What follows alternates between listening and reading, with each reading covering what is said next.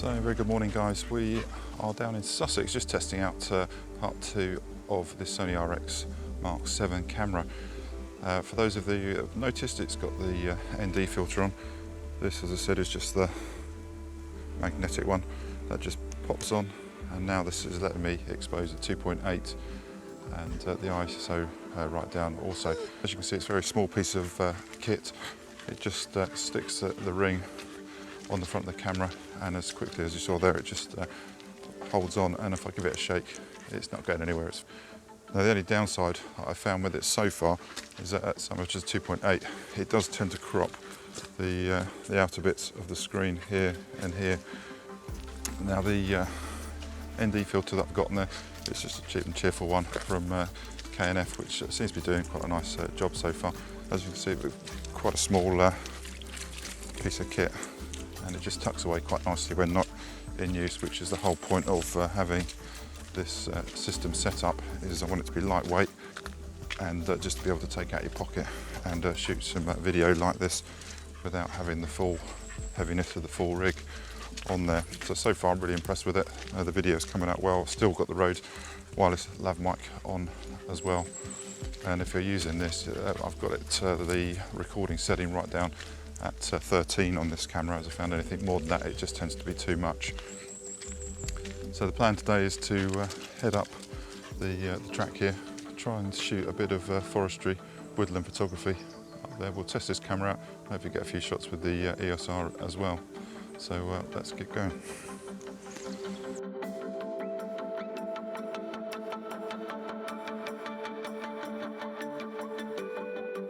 So while I'm walking up here, I just thought I'd show you what the audio level from the actual camera itself does. You can then make a comparison as whether you think it's better than the wireless Go with the lav mic on there. So I've had to boost the internal settings up on this to 24 for the audio, just so that it's peaking around about 12 to 14 on the audio channels that's picking up there. So let me know in the comments what you think, whether you think it's good enough just to vlog straight away with the internal microphone, or do you think the actual audio quality out of the wireless Go is slightly better. Obviously with the wireless Go, it gives you a little bit more flexibility in the sense that I could go and walk up there and still pick up the audio volume on this camera, whereas with the inbuilt microphone, the further I'm moving or getting nearer, it's adjusting the quality of the audio that it picks up. So swings and roundabouts. So what I do love about the Rode video mic is it just literally plugs in the side, as I showed you on my last video, so you can just take it off, pop it in your pocket, and it's quite easy to do, rather than having one of the big other Rode mics on the top with the dead cat on. But just down to personal preference, I guess.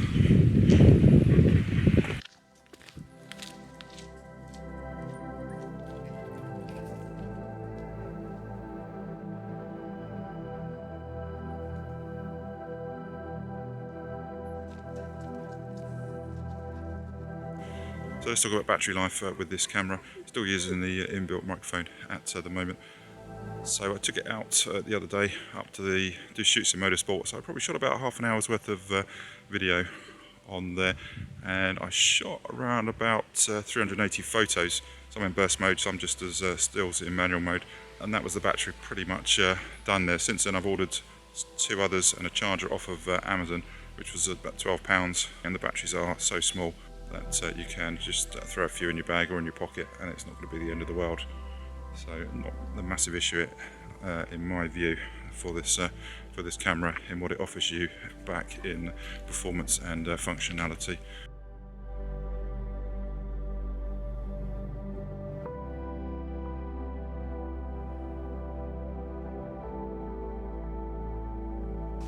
So beginning to think I should have brought my wellies up here with me today, as it's rather boggy. Whereas a couple of weeks ago it was bone dry and dusty. What I love about this time of year is you tend to lose a lot of the leaves. So you get with the pine forest up here, you get the sun coming through. Now it was promising to be a sunny morning today, but that's not looking like it's going to happen, and it's due to rain later. So yeah, as we're going to do is we're going to head up to the pine forest up here. Usually in here, as you see my videos last year, you get a nice lush green carpet almost from the moss or the plants there.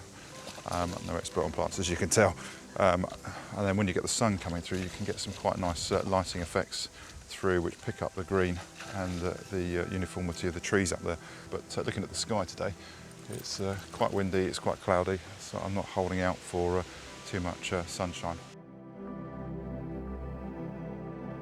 Some of the other form factors I love about this camera is the ability that it's just so light. I can hold it up here on my Manfrotto Pixie, and as I've been walking up here for the last sort of 45 minutes, I've been holding it up, and it's light, it's not giving you arm ache or anything like that, which I find with the EOS R, it's such a weight to be holding up like that when you are vlogging. It just becomes tiring and not a pleasurable experience.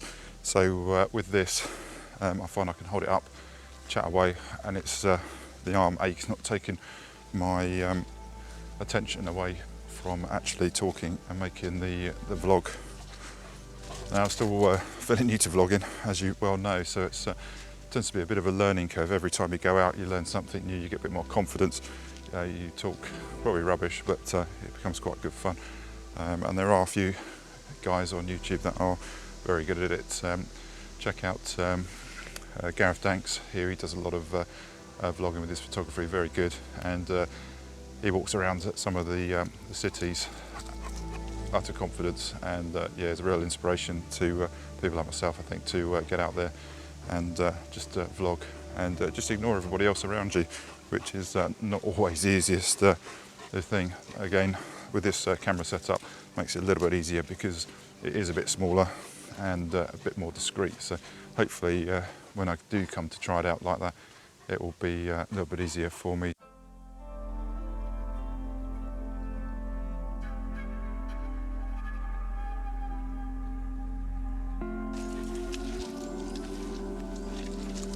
So just fallen foul to the one of the issues that was stated on other videos about this ND filter being magnetic, is that it's easy to knock it off, which I did. I was lucky, it landed in the mud just back down here. Luckily it kept clean, so a bit of a lucky escape there, so that was good. And then with the short success of my little road mic then decided to fall off as well. So it just shows you that not everything is foolproof. So we just reached the outside of the woods here now, so we're going to venture in, have a walk up through, try and find a nice composition. I will set it up on the EOS R, and I will show you on the Sony how I'm setting it up. So we'll keep our fingers crossed and hopefully something might work out for us this morning. It does still look quite overgrown at the moment. I'd say a lot of this all dies down within the next month or two. When that dies down, you get this lovely green carpet effect.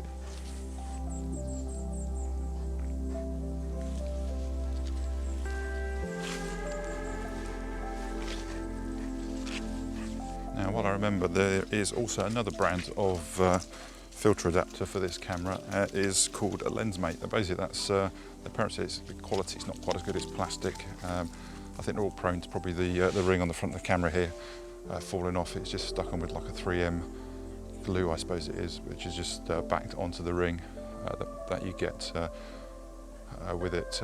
The nice thing about the LensMate one is it's actually got a locking mechanism on there, so you actually attach it and then you can adjust the ND filter without, or turning the front of the ND filter without turning the whole unit, which this tends to happen because it's on a magnet.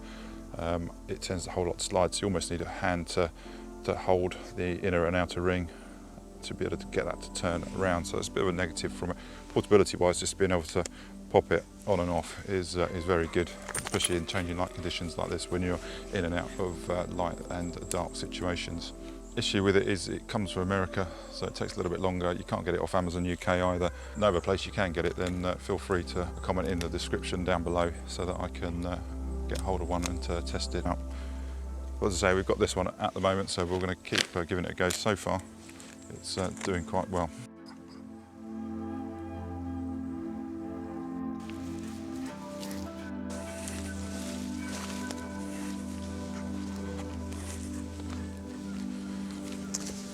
So as you can see, there's still quite a lot of ferns around at the moment. When all this dies down, underneath here is a really lovely moss, as I was saying earlier, and it comes out almost like a carpet and gives a lovely uniform green area to put into your photos.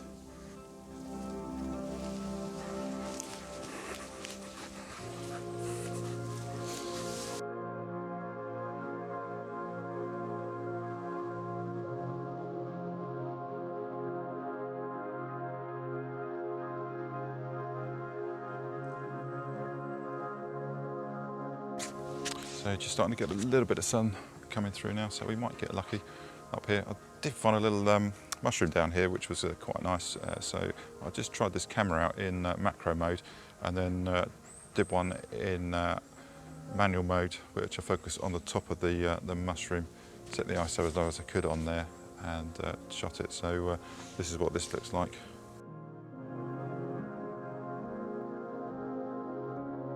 With the trees here being conifers or whatever they happen to be, they don't lose their leaves all year round. So in the winter time, you still get that coverage, which the sun can then come through and give you those lovely lines, especially if it's misty conditions up here. So I'll keep having a scout around. If I can't, I'll try and find a few more mushrooms, because I quite enjoy doing the shots of those. Get the camera right down low. Sometimes I have to take it off the tripod and just balance it on a few sticks, just to get that right down as far as I can. And then little LED torch, or if I haven't got that with me, I use the phone light on it just to try and illuminate it a little bit, as it's always quite dark in here. And you can get some quite nice effects with it. Now the EOS R with the lens that I use on there doesn't really do macro, so you can't get too close. But with this one, it's actually quite surprising how close you can actually get to the subject and get it in focus.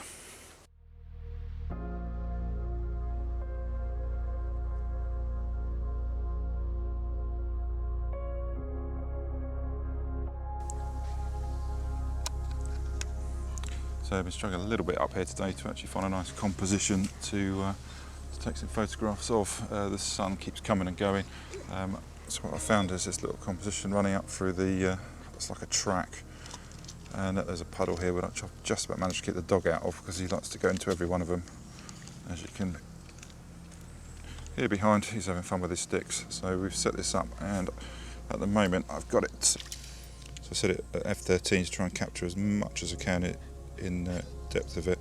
Set the shutter speed and the ISO as low as I can get it on there, and it's obviously on a tripod with a 2-second exposure. So it's just a case of waiting for the sun to come through, just to try and illuminate some of the scene up in the background.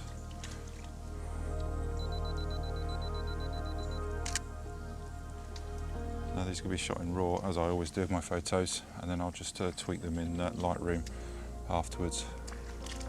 Just gives you that bit more control over your photograph afterwards. There's probably enough light all the way up here today to do it in one exposure. If it was too dark and too light, I'd probably do it as a double exposure, and then just pull back the highlights and the shadows in post.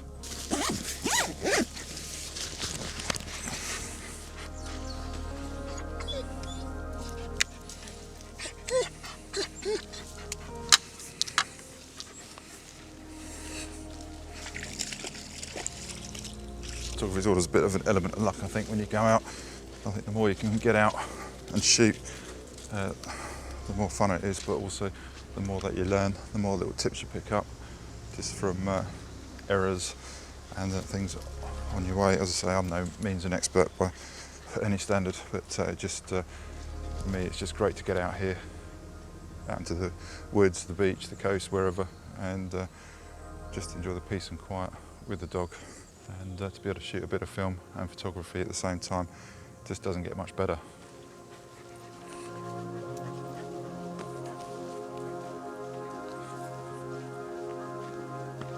So in fact, just found another nice little composition just down behind me here.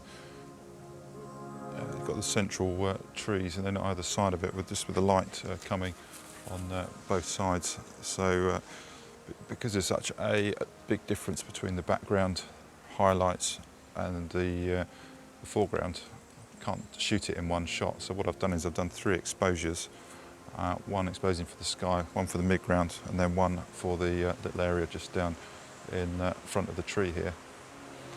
And then what I'll do is I'll exposure blend them with the raw files in Lightroom and Photoshop when I get back, and that should give me then a nice dynamic range throughout the image here. The settings I've used, so I've got it set in landscape mode, just twist it around that way. F13, ISO 100, and then just adjusting the shutter speed as I take it, as you can see there, just to light up for the foreground. So looking at this, it's the actual shot, but 1/6 of a second and then going back a little bit, I think it was about 1/4 of a second, and then right back down to like 1/15 of a second for the background there because of the highlights. So we'll see what that comes out like back. It's always a bit hit and miss with these sort of things on there. Sometimes I find with the EOS R, its dynamic range is actually very good on it, and sometimes you think you're going to need to take a photograph or several photographs, you get back, and the one that you expose for the bit that you wanted, you actually can pull enough shadows and highlights back out of that raw file to give you quite a nice image without all the fuss of having to merge multiple images into together. Now I'm quite happy because the sun's come out now. As you can see, it's giving some lovely shadow effects on the floor. But again, the sun's a little bit too high up in the sky now for a sunburst, unfortunately. A little bit later on in the afternoon down in this direction when it sets down this sort of track. The sun's a lot lower, so you can get the sunburst lighting up as it comes through with the light rays as well, which is pretty cool.